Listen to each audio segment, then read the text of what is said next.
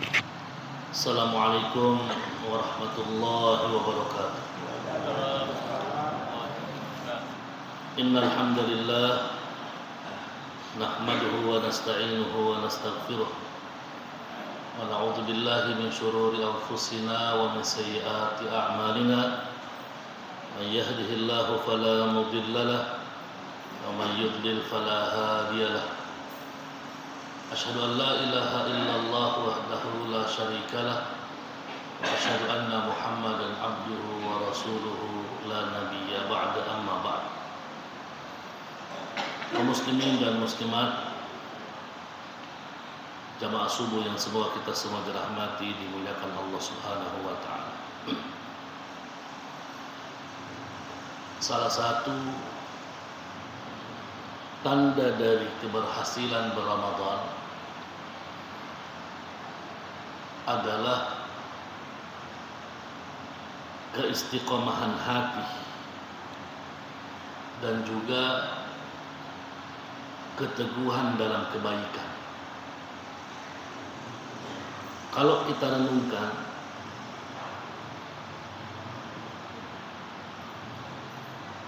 satu bulan kita berRamadan,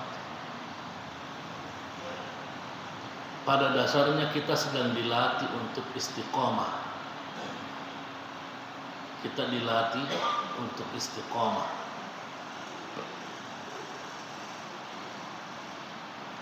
Kita giat melaksanakan ketaatan kepada Allah Subhanahu wa taala. Di siang hari kita berpuasa, di malam hari kita qiyamul lail, di sela-sela waktu kita membaca Al-Quran, memperbanyak tilawah Al-Quran. Kita termotivasi untuk melaksanakan ketaatan, amalan-amalan sunnah dan seterusnya.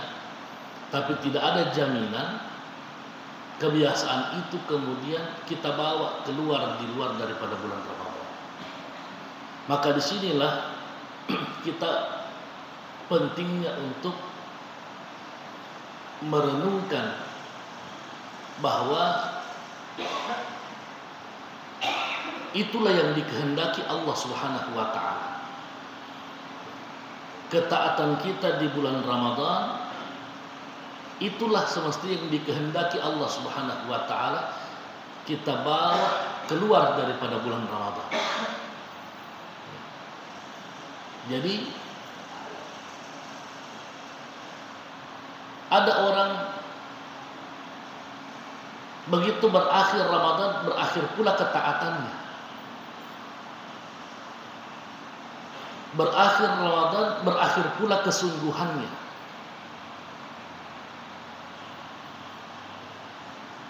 Inilah yang dinasihatkan oleh para ulama, janganlah kalian itu beribadah kepada Allah hanya pada bulan Ramadan saja. Dan kesuksesan kita berRamadan itu kita lihat 11 bulan setelahnya. Apa hasil yang kita dapatkan di bulan Ramadan ini, kita lihat di 11 bulan di luar daripada bulan Ramadan. Maka inilah yang dinamakan keistiqomahan hati. Ketika kebiasaan dan kesungguhan kita di bulan Ramadan kita bawa pada 11 bulan berikutnya, inilah yang dinamakan sebagai orang-orang yang istiqomah dalam kebaikan, berteguh hati dalam kebaikan. Istiqomah itu berat. Istiqomah itu berat. Butuh mujahadah, butuh keseriusan. Makanya salah satu nasihat yang disampaikan oleh Nabi SAW ketika sahabat Sufyan ibn Abdullah Al-Thaqafi bertanya kepada beliau, qala qultu ya Rasulullah, saya bertanya kepada Nabi SAW, ya Rasulullah, kulli fil islami qawlan, katakanlah atau wasiatkanlah padaku satu kalimat, satu kata. Yang satu kalimat inilah as'alu anhu ahadan ghairak, yang tidak aku tanyakan pada orang lain selain engkau. Aku ingin nasihat itu saya dengarkan dari engkau, dan nasihat itu tidak mungkin saya dapatkan kecuali dari engkau ya Rasulullah. Apa yang dinasihatkan Nabi SAW kepada Sufyan ibn Abdullah Ats-Tsaqafi?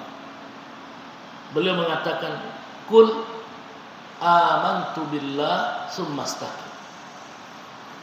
Katakanlah, aku beriman kepada Allah Subhanahu wa taala dan beristiqomahlah dengan iman. Beristiqomahlah dengan iman. Nah, ini menjadi tantangan tersendiri buat kita. Kita di bulan Ramadan ini bersungguh-sungguh untuk mendapatkan kebaikan. Tapi kita lihat, apakah nanti setelah kita keluar daripada bulan Ramadan, kesungguhan itu masih tetap, atau dia juga berakhir dengan berakhirnya Ramadan? Kalau ada orang yang ketaatannya berakhir seiring dengan berakhirnya Ramadan, itu indikator bahwa Ramadannya gagal. Itu indikator bahwa Ramadan gagal. Jamaatul muslimin rahimani wa rahimakumullah. Apa yang menjadi tanda keistiqomahan itu? Apa yang menjadi tanda istiqomah itu?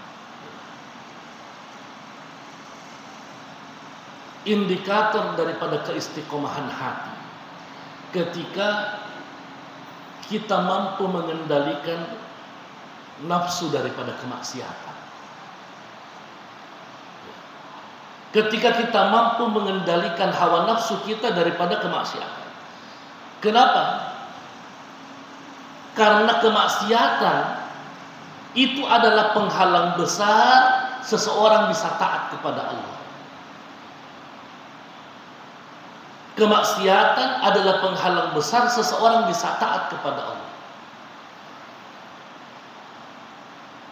Nah, 1 bulan ini kita dilatih oleh Allah bukan hanya melakukan atau bukan hanya mengerjakan pelanggaran yang diharamkan syariat, tapi kita dilatih untuk mengendalikan hawa nafsu, bahkan hal-hal yang halal.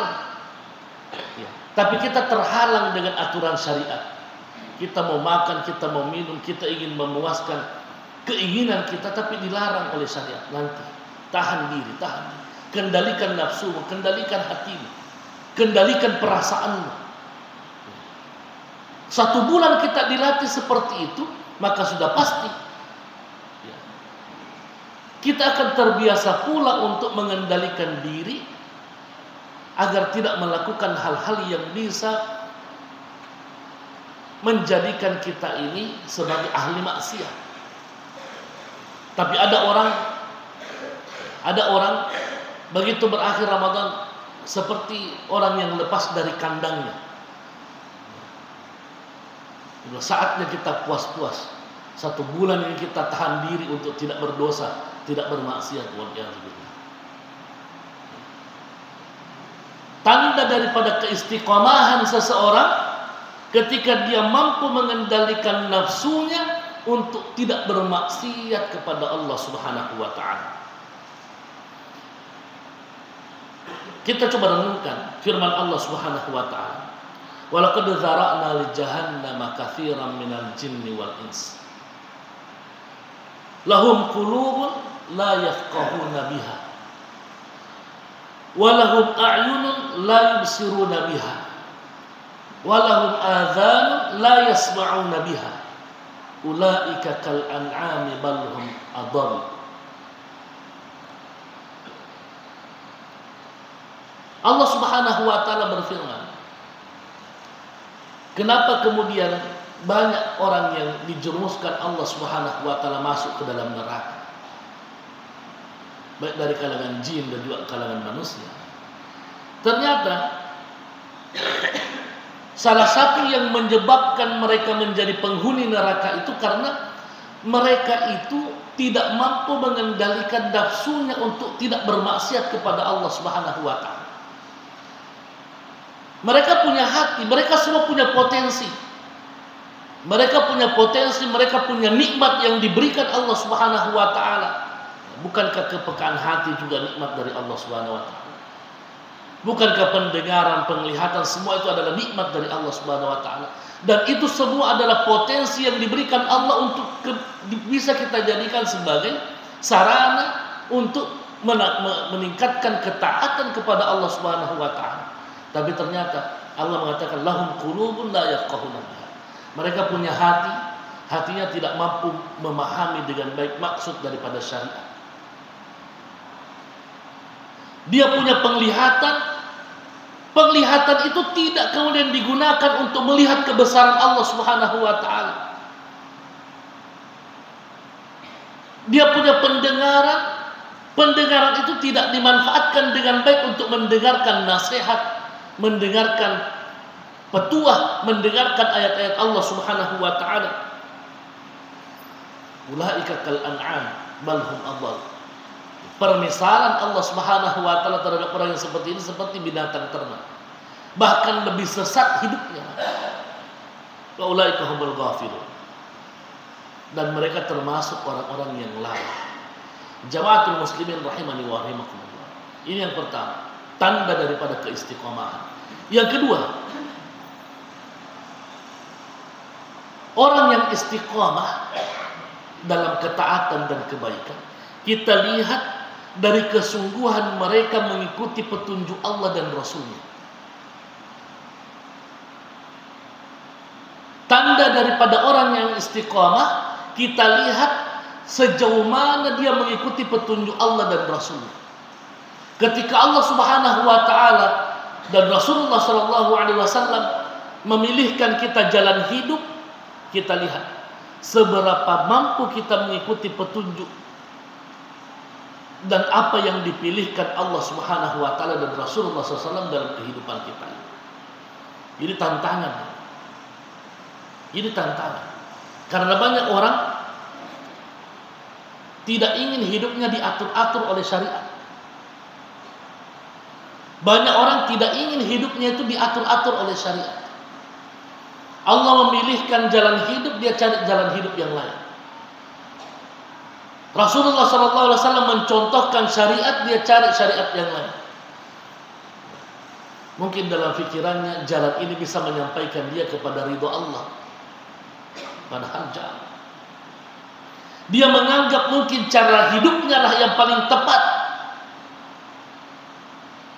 Padahal Allah Subhanahu wa taala mengatakan orang tertipu itu kalau dia menganggap cara hidupnya yang paling tepat, sedangkan Allah Subhanahu wa taala memilihkan cara hidup yang lain.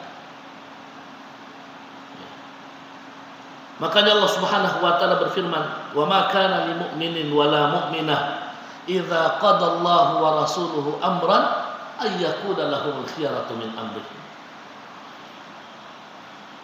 Tidak pantas bagi orang yang beriman, baik dari kalangan laki-laki maupun dari kalangan perempuan, idza qadallahu wa rasuluhu amran, ketika Allah dan Rasulnya telah menetapkan satu hukum, satu perkara dalam hidupnya, ayyakuna lahumul khiyaratu min amrihi, dia masih cari-cari pilihan lain dari perkara mereka, tidak ingin mengikuti petunjuk Allah dan Rasulnya. Wa may ya'sillaha wa rasulahu faqad dhalla dhalalan mubina. Orang yang seperti ini adalah orang yang salah jalan, kita katakan tadi. Orang yang sesat hidupnya. Dan perilaku seperti ini merupakan bentuk kemaksiatan kepada Allah Subhanahu wa taala. Yang kedua. Yang ketiga, tanda daripada orang yang istiqomah hatinya adalah orang yang bertekad, berazam untuk meninggalkan dosa dan kemaksiatan. Kalau kita sudah tahu ini dosa, ini kemaksiatan, tinggalkan. Lain halnya orang yang melakukan kesalahan tapi dia tidak tahu kalau dia salah. Tapi begitu dinasihatkan ini salah, ini tidak benar, dia beristighfar, dia kembali ke jalan yang benar. Ada juga orang yang tahu ini dosa, ini kemaksiatan, tapi masih dilanggar itu. Masih dilanggar itu ketentuan Allah Subhanahu wa taala. Sudah tahu ini salah, sudah tahu ini dosa, tapi hatinya tidak mau tunduk pada aturan Allah Subhanahu wa taala. Itu alamat orang ini tidak istiqomah. Karena orang yang istiqomah ketika dia tahu ini adalah kemungkaran, maka dia tinggalkan. Makanya tidak ada toleransi ketika kita berbicara berkaitan dengan halal haram, boleh atau tidak, itu tidak ada toleransi. Allah Subhanahu wa taala berfirman, "Wa ma atakumur rasulu fakhudhuh." Apa yang diperintahkan Rasulullah SAW, ambillah semampumu. Wa ma nahakum anhu fantahu. Tapi berkaitan dengan apa yang dilarang oleh Nabi SAW, berhenti. Tidak ada toleransi. Kalau berkaitan dengan ketaatan, fattaqullaha mastata'tum. Berkaitan dengan ketaatan, berkaitan dengan kebaikan. Seberapa mampu kita melaksanakan ketaatan dan kebaikan. Tapi kalau meninggalkan apa yang dilarangkan Allah Subhanahu wa taala, berhenti. Jangan coba-coba. Nah, ini menjadi indikator daripada keistiqomahan seseorang. Nah, jamaatul muslimin rahimani wa rahimakumullah. Kita ini terkadang terjebak pada dosa-dosa yang dianggap sepele. Dosa kecil, atau terkadang ada dosa yang kita anggap kecil, padahal itu dosa besar. Anas bin Malik radhiyallahu anhu, salah seorang sahabat Nabi sallallahu alaihi wasallam yang berusia panjang, usianya sampai 100 tahun dulu. Karena memang beliau pernah didoakan oleh Nabi sallallahu alaihi wasallam. Di antara doanya Nabi sallallahu alaihi wasallam, ya Allah, panjangkanlah usianya, banyakkanlah anaknya, banyakkanlah hartanya, dan masukkan dia ke dalam surga. Dan itu diijabah oleh Allah Subhanahu wa taala. Sehingga Anas bin Malik termasuk sahabat yang paling akhir-akhir meninggal dunia. Apa yang disampaikan oleh Anas bin Malik radhiyallahu anhu? Beliau mengatakan, innakum la ta'maluna a'malan hiya adaqu fi a'yunikum minasy-sya'r. Kunna na'udduha ala ahdi Rasulillah sallallahu alaihi wasallam minal mubiqat. Sesungguhnya kalian, dia menyampaikan itu kepada murid-muridnya. Dia menyampaikan nasihat ini kepada murid-muridnya, kepada sahabat-sahabatnya, kepada para tabi'in yang mungkin tidak pernah ketemu langsung dengan Nabi sallallahu alaihi wasallam. Murid-murid para sahabat ini tidak pernah ketemu dengan Nabi sallallahu alaihi wasallam. Beliau menasihatkan kepada muridnya, innakum la ta'maluna a'malan hiya adaqu fi a'yudikum minasy-sya'r. Kalian melakukan satu dosa, melakukan satu amalan yang menurut kalian, dalam pandangan kalian itu sepele sekali, dosa kecil, bahkan mungkin menurut kalian itu seperti rambut kecilnya. Tapi kata Anas bin Malik, kunna na'udduha ala ahdi Rasulillah sallallahu alaihi wasallam, sedangkan amalan itu waktu kami di zaman Nabi sallallahu alaihi wasallam, kami menganggapnya itu bagaikan apa? Minal mubiqat, atau di dalam riwayat lain disebutkan minal muhlikat, termasuk daripada pelanggaran yang menghancurkan amalan,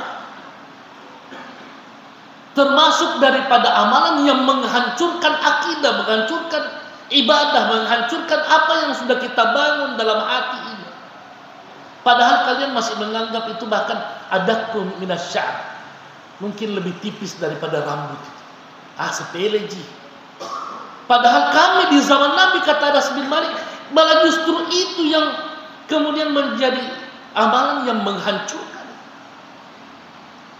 Ini tandanya bahwa terkadang kita jumpai ada sebahagian daripada sahabat-sahabat kita menganggap dosa itu sepele. Waliyadzubillah. Banyak kemudian menganggap bahwasanya itu adalah hal-hal yang lumrah. Semua juga orang seperti itu, kenapa kita tidak? Nah, memang tidak semua orang dapat hidayah dari Allah Subhanahu wa taala. Tidak semua orang mendapatkan hidayah dan tidak semua orang menginginkan kebaikan bagi dirinya. Dan yang lebih penting, kenapa kita mau ikut-ikutan sama orang?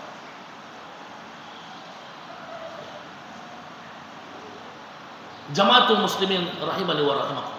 Contoh misalnya, ya kalau kita mungkin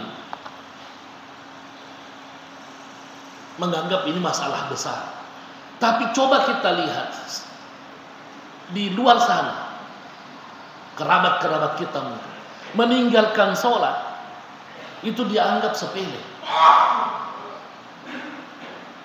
Tidak sholat dianggap sepele. Bukan sholat jamaah, tidak sholat.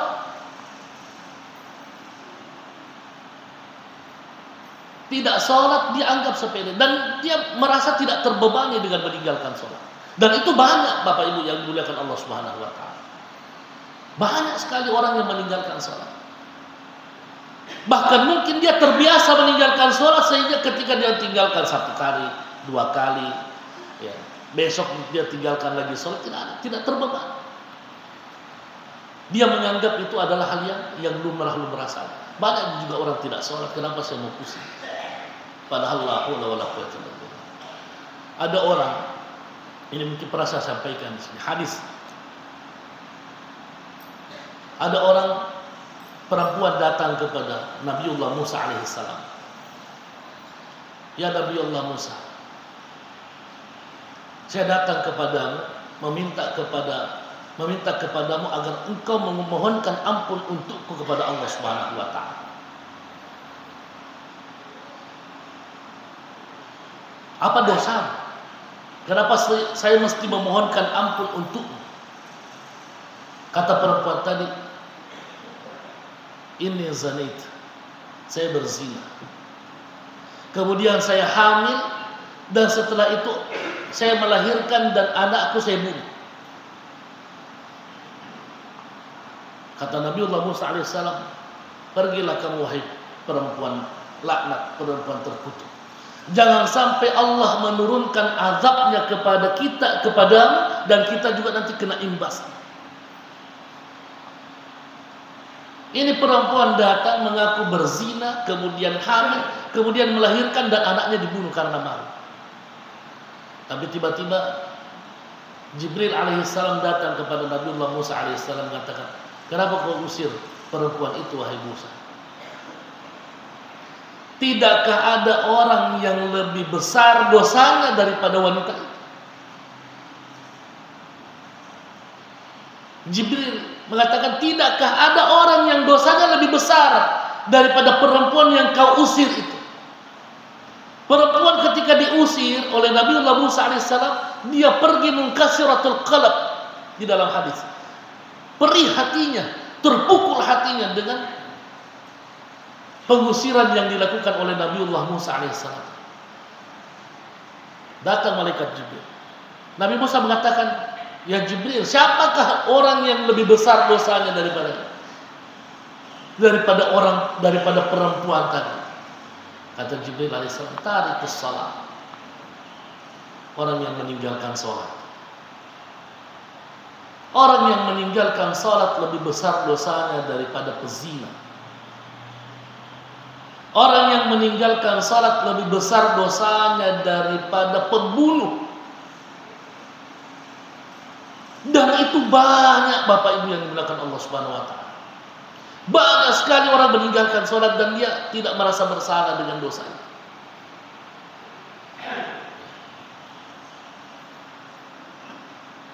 Belum lagi dosa riba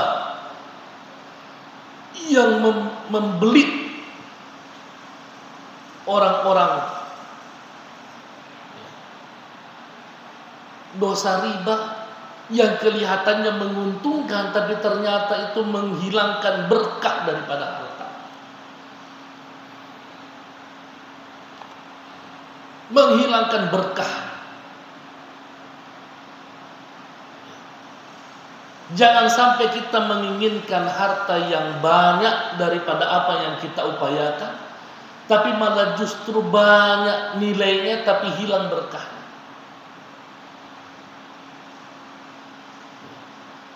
Hilang berkah.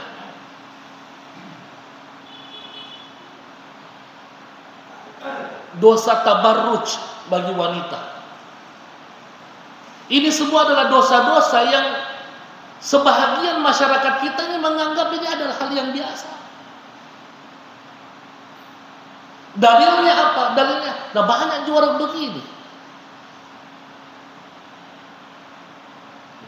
Banyak sekali juga orang seperti ini hidupnya. Tapi tenang-tenang saja. Dalam pandangan kita tenang-tenang saja. Tapi kalau Allah mengatakan tidak tenang hidupnya. Tidak tenang hidupnya. Tidak mungkin orang yang bermaksiat itu tenang hidupnya, tidak mungkin. Tidak mungkin orang yang berpaling daripada agama Allah itu tenang hidupnya. Wa man a'rada 'an dzikri fa inna lahu ma'isyatan dhanka. Siapa yang berpaling daripada peringatan Allah Subhanahu wa taala, baginya kehidupan yang sempit. Allah yang bilang. Allah yang bilang. Coba kita lihat saudari-saudari kita muslimah itu. Coba kita ukur pakaian mereka itu dengan pakaian syar'i sesuai dengan apa yang ditetapkan Allah Subhanahu wa taala dan Rasul. Bukan di masjid sini. Di salah satu masjid saya ceramah subuh, isya dan subuh khusus bahas tentang pakaian syar'i wanita muslimah. Ada satu hadis yang disebutkan oleh Nabi sallallahu alaihi wasallam. Sinfani min ahli nari lam arahuma. Qaumun ma'ahum siyat ka'aznabil baqar yadribuna bihan nas. Ada dua golongan penghuni neraka yang tidak mungkin aku lihat, kata Nabi sallallahu alaihi wasallam. Artinya tidak mungkin aku lihat, jauh daripada syafaatnya Nabi. Jauh daripada pertolongannya Nabi, jauh daripada doanya Nabi sallallahu alaihi wasallam. Yang pertama adalah qaumun ma'ahum siyatun yadribuna bihan nas. Orang-orang yang zalim, dengan kekuatannya dia suka menzalimi orang, dia pukul orang. Ini orang golongan pertama. Golongan yang kedua, kata Nabi SAW, wa nisa'un kasiyat 'ariyat mumilat ma'ilat. Wanita-wanita yang berpakaian tapi telanjang. Wanita-wanita yang berpakaian pada dasarnya berpakaian tapi telanjang. Apakah pakaian yang digunakan itu adalah pakaian yang tipis? Pakaian yang tipis, atau pakaian yang dia kenakan itu adalah pakaian yang membentuk lekuk tubuhnya. Membentuk lekuk tubuhnya,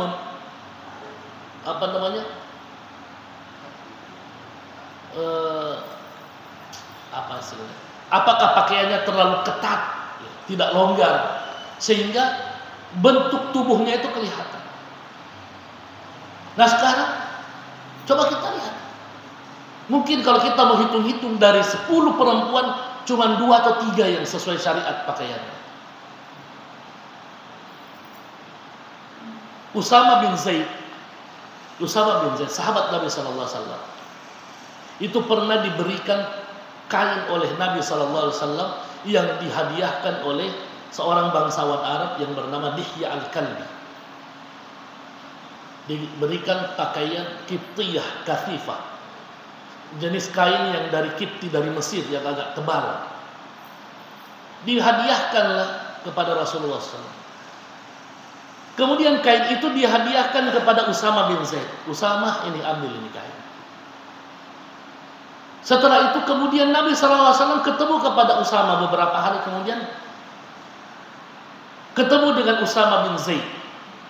Dan beliau menanyakan kain itu, "Wahai Usama, bagaimana dengan kain yang saya berikan? Tidakkah kau pakai?" Usama bin Zaid mengatakan, "Ya Rasulullah, saya memberikan kain itu kepada istriku." Kata Rasulullah sallallahu alaihi wasallam, "Murha an taj'al tahtaha gilalah." Oh, istrimu yang pakai, sampaikan kepada istrimu untuk memberikan kain pelapis di bawah. Fa inni akhafu an tasifa hajma idhamiha. Atau kama qala sallallahu alaihi wasallam. Karena saya khawatir kain itu akan membentuk tulang-tulang tubuhnya. Menampakkan tulang-tulang tubuhnya. Artinya Nabi SAW masih menganggap bahwa itu kain masih terlalu tipis untuk digunakan seorang wanita. Nah sekarang la haula wala quwwata illa billah. Lebih besar pakaian tak daripada pakaiannya perempuan sekarang. Apakah itu pakaian dinaskah? Pakaian apa? Itu atau memang sengaja dibentuk ketat seperti itu pakaiannya sekarang perempuan? Ini musibah. Perempuan yang kata Nabi SAW kasiyat, ariyat, mumilat, ma'ilat, yang jalannya juga berlenggak-lenggok, jalannya dibuat-buat, cara bicaranya dibuat-buat. Kata Nabi, la yadkhulnal jannah, yang seperti ini tidak masuk surga. Wala yajidna rihaha, dan bahkan dia tidak akan bisa mencium baunya surga. Wa inna rihaha la yujadu masirata kada wa kada. Padahal baunya surga itu tercium dari jarak yang sangat jauh, itu sudah tercium baunya. Nah, orang yang begini cara berpakaian ini nggak bisa mencium bau surga, apalagi masuk surga. Sepele. Bahkan sebagian wanita muslimah menganggap ini adalah hal yang sepele, tapi ini pelanggaran. Ini pelanggaran syariat.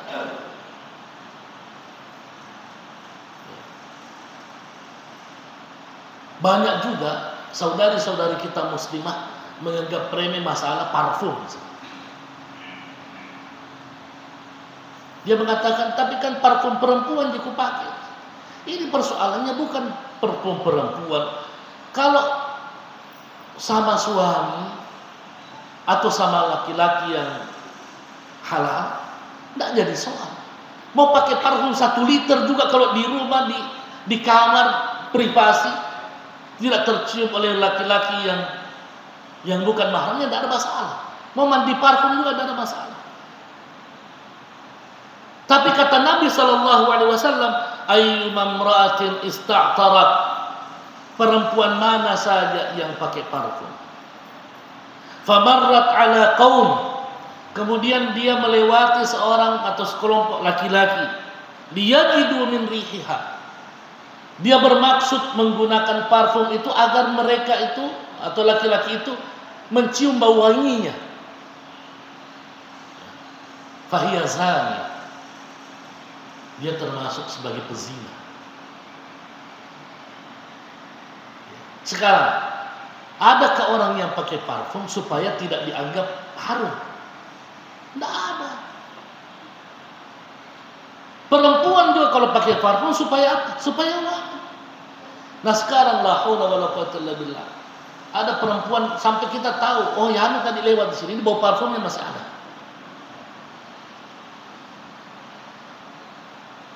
Sengaja memang. Abu Hurairah radhiyallahu anhu, sahabat Nabi sallallahu alaihi wasallam, pernah ingin berangkat ke masjid salat Isya malam. Kemudian ada seorang wanita lewat di hadapannya. Terhembus wanginya. Sampai Abu Hurairah mencium bau wangi daripada perempuan. Abu Hurairah kemudian bertanya kepada wanita itu, "Ya amatal jabbar, ya amatal jabbar, wahai perempuan wahai hamba Allah Subhanahu wa taala, aina turidin? Kamu mau kemana? Perempuan ini menjawab, masjid. Saya mau ke masjid. Walahu tatayyabti, kau ke masjid itu dengan menggunakan parfum? Kau pakai parfum baru kemudian kau ke masjid? Kata perempuan tadi, nah, iya, saya pakai parfum supaya harum, supaya wangi, dan saya ke masjid. Kata Abu Hurairah, qala Nabi sallallahu alaihi wasallam, ayyuma imra'atin kharajat min baitiha mutatayyibah, perempuan mana saja yang keluar dari rumahnya dan menggunakan tib, menggunakan parfum, turidul masjid, lam yaqbalillahu azza wa jalla laha salah hatta tarji' fataktasilan. Allah tidak menerima salatnya sampai dia pulang kemudian mandi dan membersihkan dirinya daripada parfum. Ya, saya tidak tahu sekarang yang ada di pikiran tak apa. Yang pasti ini yang disebutkan oleh Nabi sallallahu alaihi wasallam.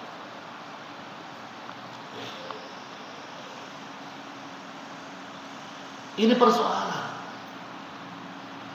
Dan ini adalah hal-hal yang dianggap sepele sekali oleh sebahagian daripada saudara-saudara kita.